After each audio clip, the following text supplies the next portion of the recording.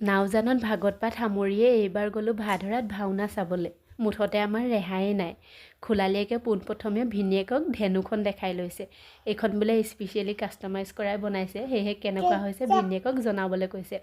ভিনীয়েকেও সেই অনুপাতে ধেনু পৰীক্ষণ কৰি আছে। মা আকৌ ব্যস্ত হৈ আছে বিয়নী আৰু নবৌৰ লগত। এইবাৰ ভাওনা চাবলৈ মা আৰু নবৌকো লৈ আহিছোঁ।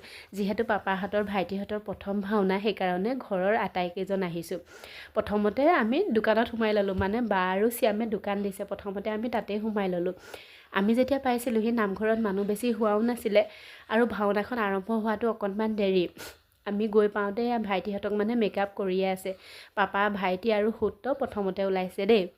তাৰপিছতে সেয়া আপোনালোককো অকণমান দেখাই দিলোঁ আৰু গোটেই ভাওনাখনৰ অকণমান প্ৰৱেশ আপোনালোকক দেখাইছোঁ। ভিডিঅ'টো বহুত দীঘল হ'ব, কিন্তু আপোনালোকে ভিডিঅ'টো চাব, কাৰণ সকলোৱে প্ৰথমবাৰ কৰিছে আৰু কেনেকুৱা হৈছে জনাবচোন।